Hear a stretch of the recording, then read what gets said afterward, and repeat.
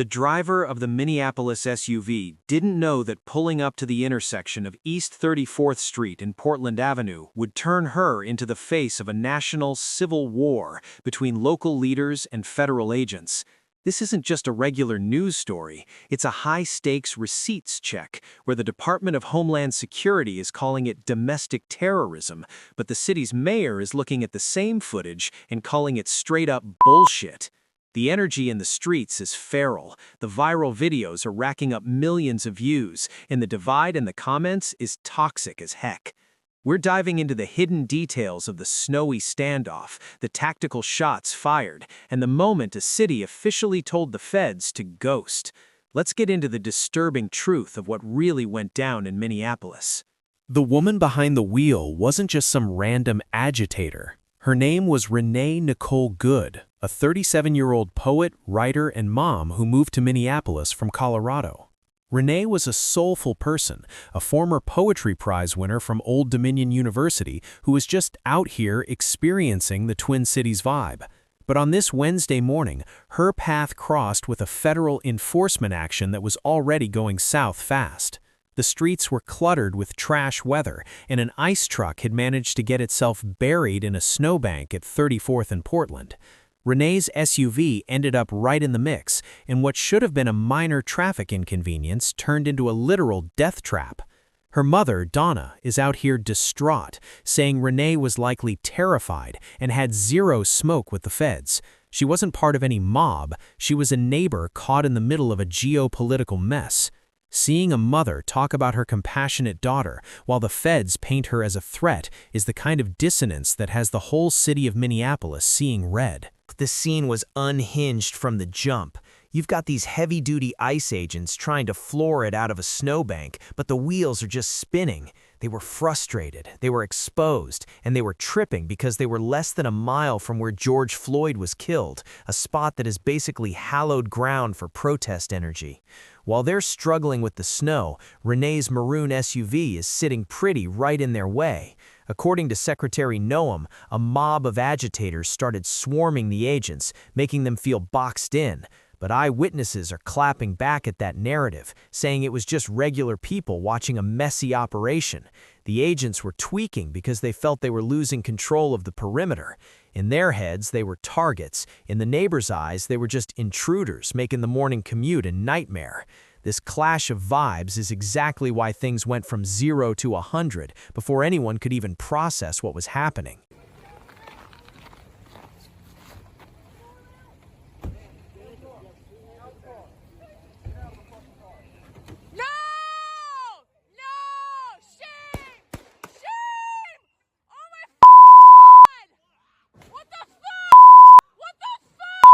This is where the receipts get really messy. Eyewitnesses at the scene are dropping gems that show a total breakdown in communication.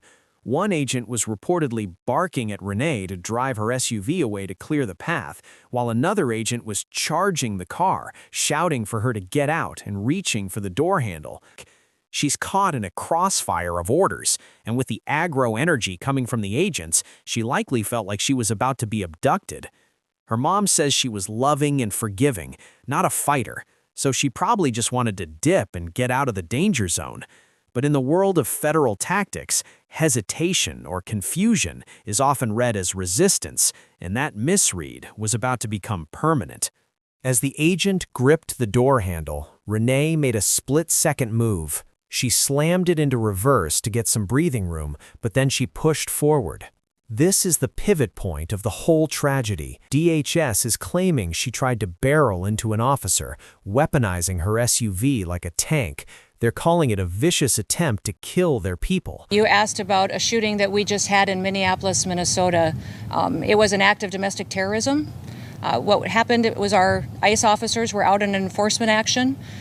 They got stuck in the snow because of the adverse weather that is in Minneapolis. They were attempting to push out their vehicle, and a woman attacked them and those surrounding them and attempted to run them over and ram them with her vehicle.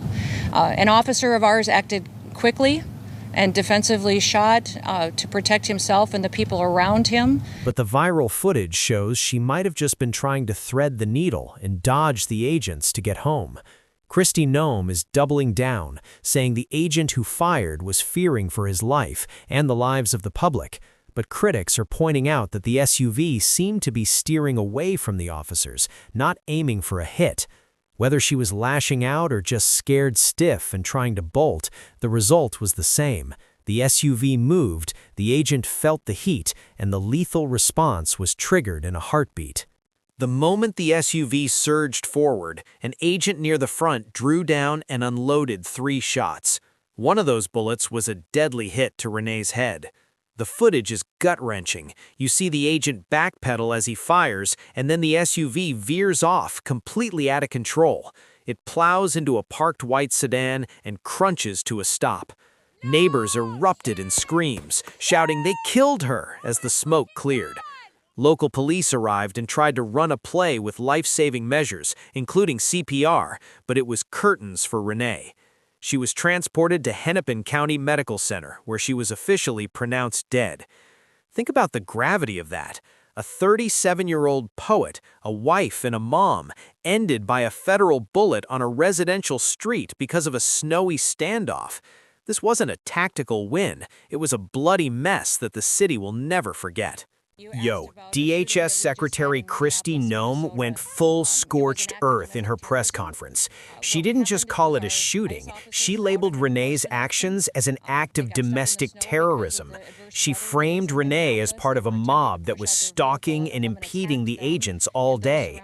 Noem even dropped the tea that the officer who fired the shots had been rammed and dragged by a car back in June, so he was already traumatized and on edge. By using the T word, the feds are trying to flip the script and make Renee the villain of her own death. They're saying the agents were brave and Renee was a professional agitator. But this label is infuriating the community, who see a paramilitary force executing a neighbor and then smearing her name to cover their tracks. It's a high-stakes propaganda war where the truth is being strangled by political talking points. If Noem thought she was the final boss, she hadn't met Mayor Jacob Fry yet. Fry came out swinging in a fiery press conference, telling the whole world that the federal self-defense story was pure bullshit. He didn't sugarcoat it. He called the shooting reckless and a misuse of power. He stood with the immigrant and refugee communities and told ICE to get the fuck out of Minneapolis. He's claiming that the feds didn't bring safety, they brought chaos and death to a city that's already been through the fire with George Floyd. Fry is demanding an impartial investigation, basically evicting the feds from his jurisdiction. This political divorce between the City Hall and the White House is peak drama, and it shows that the city is done with being a proving ground for aggressive federal tactics. The mayor isn't just talking, he's throwing hands legally to make sure this doesn't fade away. They are already trying to spin this as an action of self-defense. Having seen the video of myself, I want to tell everybody directly, that is bullshit. This was an agent recklessly using power that resulted in somebody dying. There's little I can say, again, that'll make this situation better, but I do have a message for our community, for our city, and I have a message for ICE. To ICE, get the fuck out of Minneapolis. We do not want you here. Governor Tim Walz didn't sit on the sidelines either. He hopped on X and told everyone, don't believe this propaganda machine. He's calling out the DHS narrative and the Truth Social posts from Trump that praised the agent. While the feds are claiming the agent is recovering in the hospital from being viciously run over, the mayor and governor are pointing to the footage that shows no agents were hit or dragged. It's a literal battle of the receipts. You've got the governor of Minnesota calling his own federal government liars. This rift is so deep it's shaking the foundations of how law enforcement is supposed to work. Walz is urging calm, but he's also fueling the fire of skepticism, basically telling the public that the official story is a fairy tale meant to protect an agent who overstepped. Let me be clear. Donald Trump and his administration may not care much about Minnesota. That's been pretty evident. But we love this state. We won't let them tear us apart. We'll not turn against each other. To Minnesotans, I say this: I feel your anger. I'm angry. They want a show. We can't give it to them. We cannot. If you protest and express your First Amendment rights, please do so peacefully, as you always do. We can't give them what they want. And from here on, I have a very simple message. We do not need any further help from the federal government. To Donald Trump and Kristi Noem, you've done enough. Minnesota will not allow our community to be used as a prop in a national political fight.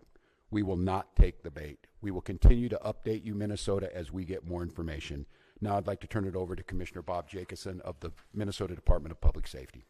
Just hours after the shells hit the pavement, President Donald Trump hopped on Truth Social and dropped a post that basically nuked the internet. He didn't just offer thoughts and prayers, he went on a full offensive, describing the viral footage as horrible to watch, but putting the blame squarely on Renee Nicole Good. Trump labeled her as very disorderly, obstructing and resisting, and claimed she violently, willfully, and viciously ran over the ICE agent. He doubled down on the self-defense narrative, telling his followers that it was hard to believe the officer is even alive and that he was recovering in the hospital after being struck by the SUV. To understand why this is hitting different, you have to look at who Renee Nicole Good actually was. She wasn't some hardened criminal.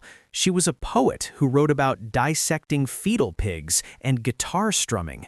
She had a 6-year-old kid who now has nobody else since his dad died back in 2023.